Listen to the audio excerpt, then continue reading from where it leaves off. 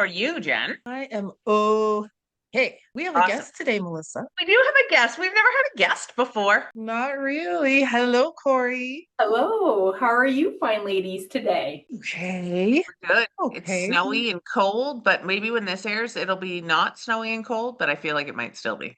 Yeah, it's I'm over it. Yeah, yeah. I'm dreaming of palm trees. It's been a rough start. I was walking through the parking lot today with my son as the weird hail, rainy stuff started, and it started like hitting us in the face, and I was like, "Oh, it's ouchy stuff. Like it hurts." Like it was like little shards of glass coming at us, and the dog was like, "What is going on?" And when it first started, it was deceptive because it was like a rain. And so Yeah. I was walking from my car to my office and I took a step and I'm like, oh, that was slippery. I guess I better slow down a little bit, That is too funny because when I went outside, it was slight fluffy snow. So we've got Oh, all the seasons. you got the Yeah. goods. Yeah, That's fair. exactly. Today was definitely one of those typical Canadian winter days where we did have Yeah. multiple seasons today. It started mild, sun was out, and now it's like blah. Yeah. I don't mind winter if it's sunny, but days like today where it's just dark and gloomy, not a fan. My Exactly. So grandparents I'm split a quarter when we came to Canada and in the 50s, and it was a toss up between Canada and Australia. And I'm Oh, not quite certain we did the right thing in the winter yeah. time. In the summer, it's lovely. I'm gonna guide us into our conversation because we're probably going, since there's three of us today, we're probably going to talk a little bit longer. And we're talking about money and finances and women, right? Mhm. Our three favorite subjects. But Exactly. no, in all seriousness, though, it is something that's really important to us at AWL Partners. And Mel, if you wouldn't mind just sharing a little bit about why it's so important, because it really came through your own personal story. Yeah, so I think now we are in London, Ontario today, and I started talking more about this because London has had femicide on the list of sort of strategic priorities for the city and trying to help stop femicide. And one of the things that I'm quite open about and talk about a lot is I grew up in a very abusive household. So my father was an alcoholic, my father was very abusive, and both my mom and my stepmom ended up staying in the relationship because they couldn't afford to leave it. And so they stayed in it longer than they would have because they couldn't afford to leave. And I think there's probably lots of women who make choices, and maybe it's not even as drastic as choosing abuse and not abuse, but perhaps staying in unhealthy relationships as a whole because of money, right? And so I truly believe that one of our greatest opportunities to stop femicide and to stop abuse is to ensure women have access to money, so that money is never the reason why I have to choose.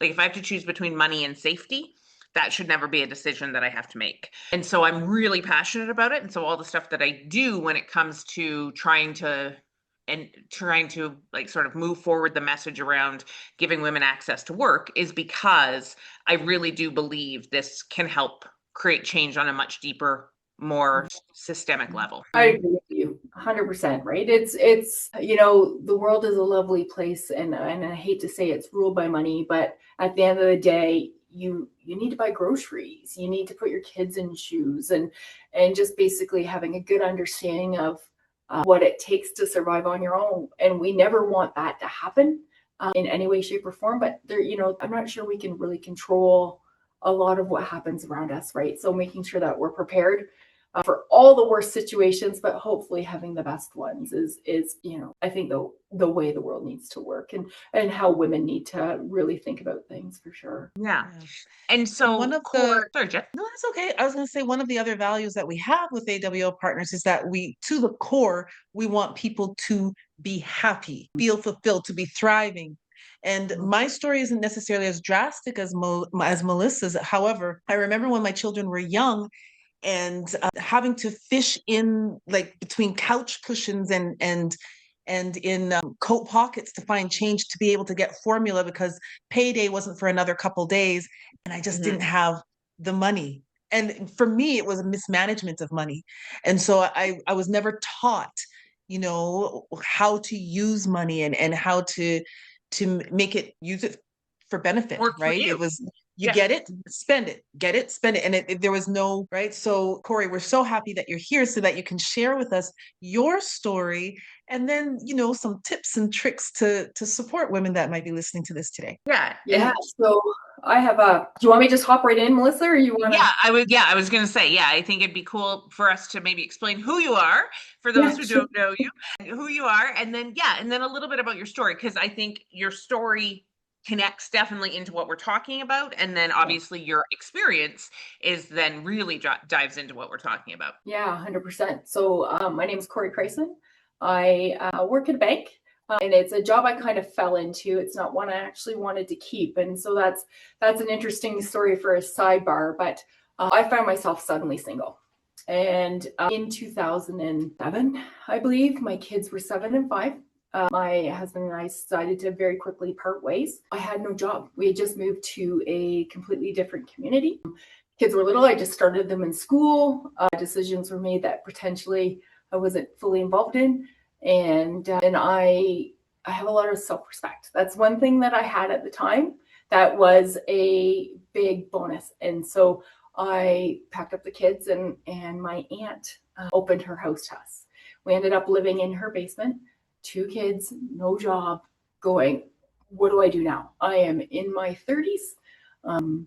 I don't have an education. I had gone to university, but I didn't finish it. My job was with the bank as a CSR, and I was on a leave of absence. And, I panic dialed my old manager, and she's like, we'll extend your leave of absence, get yourself settled, and we'll get you into something. And I ended up applying into an entry-level job within the bank, and then eventually grew into multiple positions, and am now on the wealth side of things, helping women and families, because not all illiteracy falls on women. There are a lot of people who are uncomfortable with it. Women and families, and really learn to manage their money and improve sort of their understanding of it. That's where I find my passion. And so a lot of clients I have that are, more mature, don't have these issues, but their children do, right? So we don't really learn about, what a mortgage is anymore, or, what debt is or what assets are. And so bringing it down to, like say a more of an elementary level is comforting for a lot of. So I guess, like, when you think about, and I don't really want to dwell like on the story side of things, because I think you've got so much that you can teach us.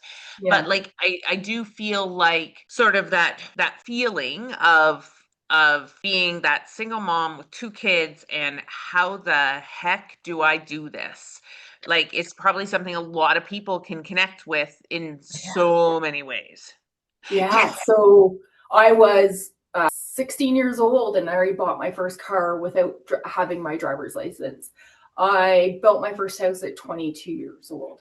I was always very fiercely independent. And then I found myself relying on the goodness of my family. And my family are rock stars. And so that's the other part of this that was very difficult, in that my family was like most of the opposite of yours. Warm, welcoming, functional, happy. My parents were in a loving relationship. I had really great values. My parents were probably too open about their financial circumstances. They went through the 70s and the 80s when the interest rates were in their 20 and 30%. And my dad was a truck driver. So, he would have his mortgage, but he'd also have his truck loan. And trucks were very, adequately expensive, similar to the cost of a house at the time. And there was a period in my life, I think I was probably 14 or 15. I got a knock on my bedroom door from my mom one day, and she said, Corrie, like, we're probably not going to make the mortgage payment.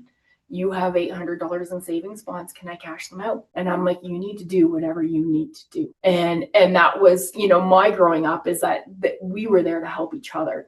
And so when I ran into a situation that, like I said, it took me out at the knees. It was the first time I didn't feel independent or strong or capable. I had to depend on somebody else.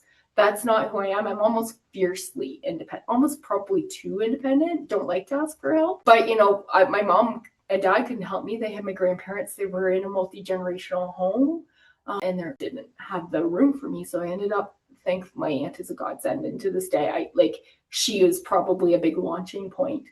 But yeah, I think that first week I lost 15 pounds, like in 1 week. There was nothing that I could eat that didn't not agree with me. So the anxiety, the stress, my poor kids, having to upheave them from their school again, because we had just moved like 6 months prior, new friends, new families, and now we're moving again. And we don't have a permanent home.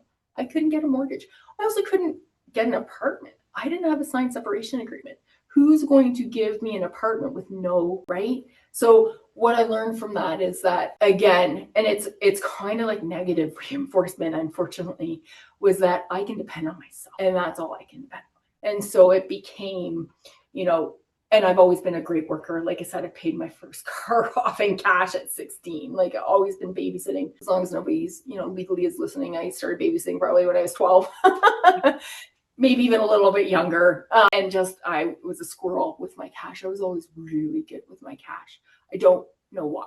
I think that was just my nature. I do think there are people who are a bit more impulsive, Jennifer, like you were. You're like, bright, shiny things, I need to have it. Or like where you're in a situation where it is paycheck to paycheck. Today I can buy groceries. Tomorrow I can pay the right. And it's important. And so that we understand, if we do A, what is B going to look like? And I think that's, for women, and I think for people in general, that's a really good thing to be aware of, right? Everything has a ripple effect. Yeah. And Corrie, the thing is when we find ourselves, so many of us have been in that situation, right? And it's kind of like you're at this point and there's a fork in the road. Which way do I go? Do I sit in my shame and guilt and do nothing and kind of bury my head like an ostrich? Or do I put my big girl pants on and say, okay, got to do this, got to figure it out, right? And so many people, for whatever reason, can go down either one of those paths, right?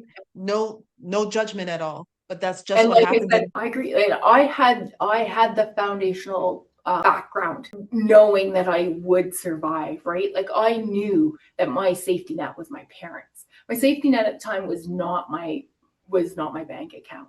Like we were paycheck to paycheck. We had 2 young kids and now a big mortgage, right? So that wasn't my safety net at the time. But because I knew my family was supportive and they would fight for me harder than I'd probably fight for myself at certain points in time, I had that luxury, right? I had that luxury to say, I don't care. I'm not taking this. I'm moving. The kids are coming with me. We'll figure it out. And then I ended up getting it was a mat leave back when the maternity leaves went to 1 year, which I was kind of jealous about because most of my kids were 6-month mat leaves. But so it was a 1-year mat leave, and I ended up covering the front desk. The stock market crash happened in 2008. For sure thought I'd lose my job. They managed to keep me on board, which I was very grateful about, because my life could have taken a different path at that time. And they kept me on, and I ended up building my home, and the kids are, happy, healthy. And, I was probably 2 years, 3 years into that role. And my manager knocked on the door and said, hey, we want you to do bigger and better things for your bank. And how can we help you, support you through that? And so I've had a great network. So persistence on my own part, the ability to know that I'm worth more, and there are supports, but also the foundation was probably a key to my success for sure. Corrie, when you meet with people or when people come in for the first time, because I think sort of one of the things that we've heard before, and I think is kind of it's like that weird combination of stigma and people and this, there's a lot of stigma connected to money and connected to not having it and or connected to not knowing what to do with it.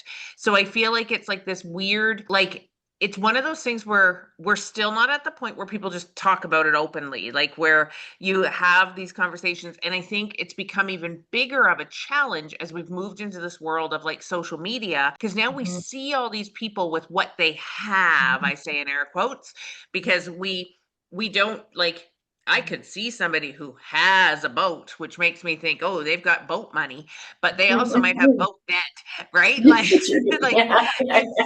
I think, or they borrowed the boat just for the perception. Yeah, exactly. So I think it's there's this stigma, And we live in this world where we see what other people's lives look like all the time. Yeah.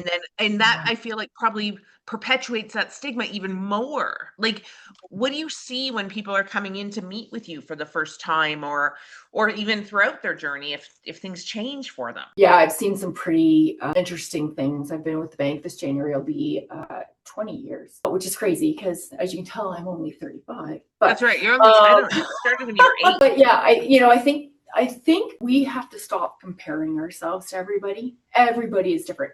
Just like, your DNA is different, my DNA is different. Everybody has different scenarios, situations. I think there's a saying that says comparison's the thief of joy, and I completely think that that's the most accurate thing I've heard in a long time.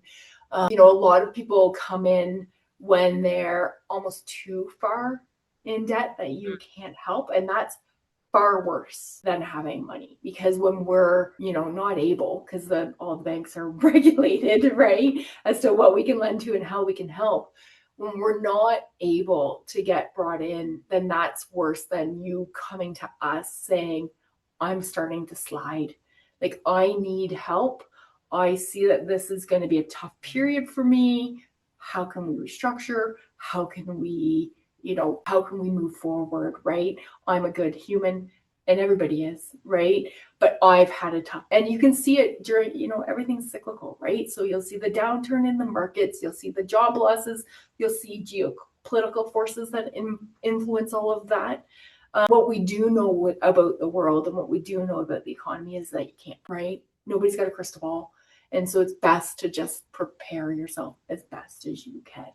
And it doesn't mean having like a bank account that's full to the brim. It does mean making sure you've got 2 or 3 months put aside in case somebody loses a job, or, you've got a flat tire on your car, or whatever your particular situation is, right? And how do you get to that where you can build a reserve fund? There's 2 answers, right? I've got two questions. You're a good earner. 2 questions for you. So one is, I'm the person and I can see, I might not be at that fork of the road, but I can see the fork coming. What should I start thinking about?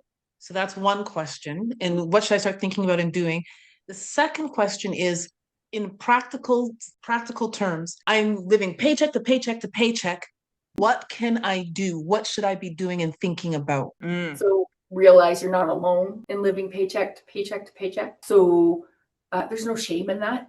So don't be, it's not great to ostrich, right? It's not good to put your head in the sand. Address it head on. Bring in your trusted advisors, your trusted friends, your support group, whomever that may, family, friends, banks, whatever that looks like.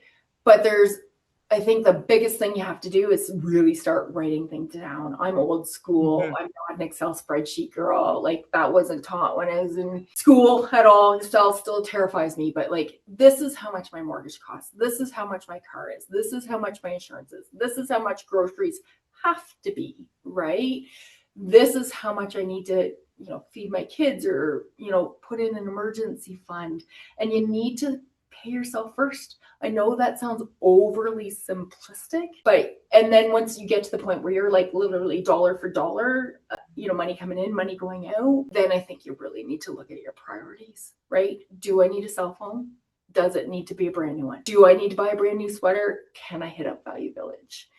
Do I need to have a couple old Xboxes in the basement, or can I sell them on market, right? So the only way to make your outgo less is by getting more income, right? So, or paring it down. And it's really tough, Melissa and Jen, because you've alluded to it. There's that whole status quo of, my friend got a new car, I feel the pressure to buy a new car, right? Yeah. But that's a very fortunate pressure to feel, because there's people out there today in the snow who don't have a roof over their head. And so everything is about perspective and prerogative. It's interesting, right? As I know, I talk a lot about, we've always said it, for those of us who came from sort of a fitness background, we talk a lot about the fact that there's a lot of people who've been in fitness who then end up in wealth and back forth, because there's a lot of similarities between fitness and money, in the sense of, you're essentially we used to always say so in the like pay yourself first or investments, you're essentially sacrificing now for the future of good, which is exactly what fitness is. You're sacrificing time in order for long-term health. Money, you're sacrificing money now for long-term finances. And it's resources, time and money are not infinite. Like there's a limit to them. And so and I think saying to people like, you've got to write it down. As you're talking about that, all that's going through my head is it was just like fitness with time. Like people would always go, well, I don't have time. And I'm like, I promise you probably do. Like there's probably money that's being spent that doesn't need to be spent. And maybe it's something as small as going to Tim Hortons every day, which feels like it's not really anything big at all. But it's $3 a day. I've so right? often, oh my gosh, Yeah. Mel, so often I have said to clients who are talking about financial issues, okay, you need to know what you're spending your money on, right? Yeah. And so every penny that you spend, write it down. And it actually helps because then you start, when you're going to write, it's like, oh, I don't want to write that down. I'm not going to spend it. Right? Yeah, because it is just, and we talk about it a lot. It's a habit, right? Like it's money that you're like, you don't even necessarily think about it. If you just automatically drive to go and get your coffee in the morning, you don't think about the fact that $3 over the course of a month equals $90, right? Like, and what if I invested that $90 every single week over the course of a year, or I put that $90 to debt, that 90 times 50, I can't do that math in my head, just so we're all clear, 450? No, maybe. 4,500? That was, yeah. So yeah, something like that. Anyways, what does that equal, right? And getting people to think through that. Jen, you had two questions there. The first question was, what was your first question again? Because I don't think we got on that. See the fork in the road coming. Yeah. See it coming. What do you need to start thinking about and what do you need to start doing? Yeah. What am I doing? Because the fork is coming and I need to address it head on. So how am I preparing for it? And what type of, bounce off are you expecting? Are you expecting this to be a soft blow? Because in general, it could be a soft blow, right? So you see the fork in the road and you're like, it's gonna come down to I need to miss a mortgage payment, or it's gonna come down to, I might end up having to sell my house or sell off some assets. So what can you do to soften that? So the coffee scenario is perfect. If I told you today, by cutting out Tim Hortons, you're going to save $1,000 a month. And if I told you put $1,000 into a bank account for 4 or 5 months, that fork in the road is really gone, right? Mm-hmm. So you really dissolved that emergency situation, right? But not everybody's able to do that. We have to call that out, right? Like femicide is real. Financial struggles against women we were talking kind of pre-talking before this, like women really have only had the right to have a credit card since the 70s, right? So we're only 50, 55 years into women being equal financial earners. And then I had said earlier, like our conversation around schooling when we were kids, science, math wasn't really super encouraged among females still. Right. Again, we're only 10 years out of women going back to work, right? So I think we're a generational sacrifice of women right now. The children that come after us are probably going to ideally, hopefully, be in a better position than we will be, right? They'll ideally have good educations. Like we're seeing statistics that say women are the most educated out there. They're the ones that are completing the most schooling. So I think we're going to start to see some turnaround in women's ability to earn money versus I do think that there's a generation there that were slow in having that opportunity. I'm curious because you're right. Like we do, there's so much research around the fact that like women are now out and educating men and what is that doing and everything else. And I'm going to ask a question that there might not be a straight answer to, but I guess if we were to think about this from a bit of a protectionist lens, so, and it could go both ways. It could be protectionist lens for anybody, whether I'm male, I'm female, anything else.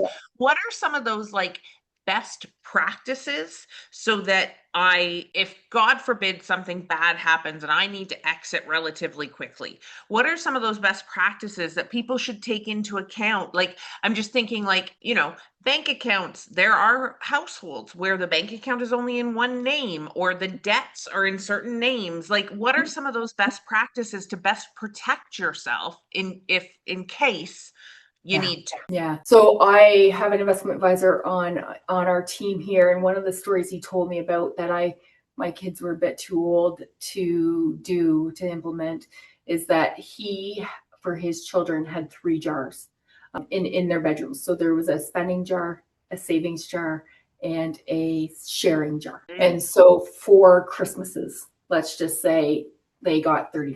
I'm really making this super easy for those of us that struggle with mental math. $30, 3 jars, $10 goes into the spending jar, $10 goes in the saving jar, $10 goes into the sharing jar. So $10, you can spend however you want. $10 you have to save. This is a non-negotiable. And the sharing jar is for when you're going to your friends' birthday parties, this is where your money comes from. Or if there's a book sale at school, that's where your money comes from.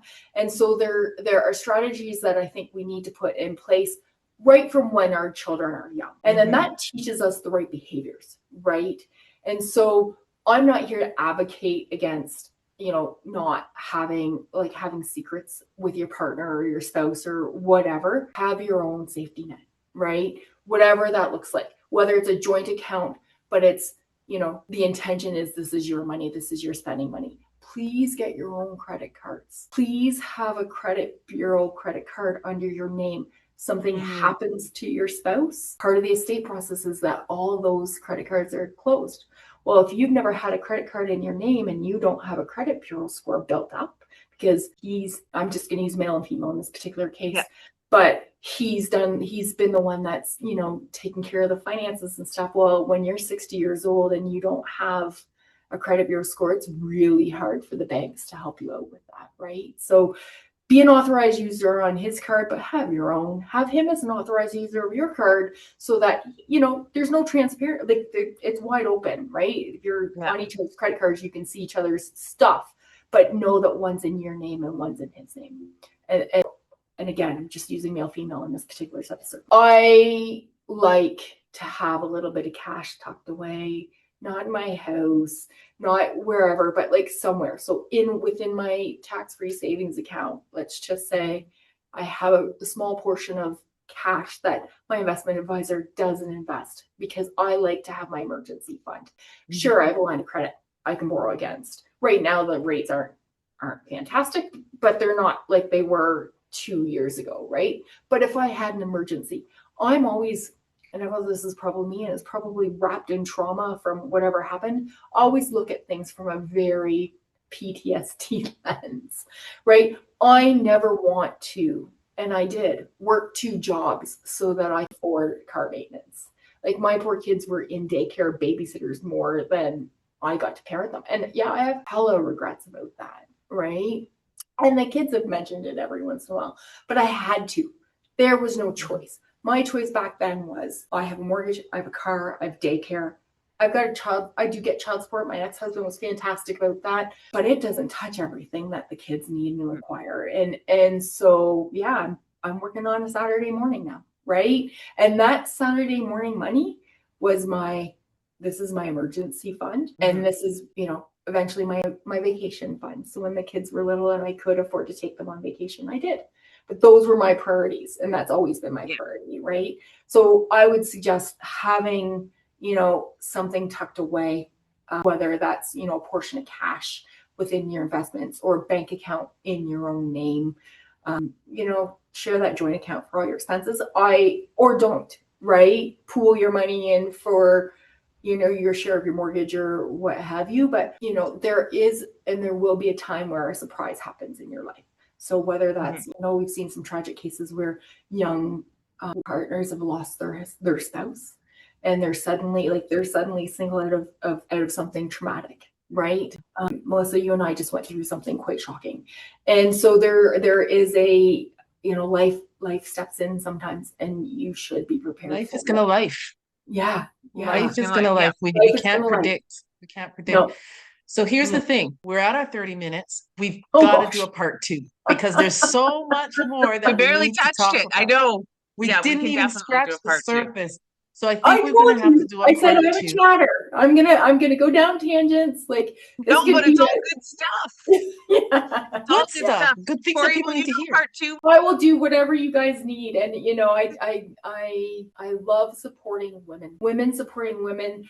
Throwing down the rope to help somebody up is how I live my life, right? And because I've been there, like I was like, oh man, it was touch and go about whether or not I needed to engage the United Way a couple times. Like I just need a couple $100 to get me through, right? And maybe I bought a house that was maybe a little bit too expensive, and maybe I did this, maybe I did that, but like, you know, if it wasn't for my colleagues and my management and the people around me supporting me up, I wouldn't be where I'm at today.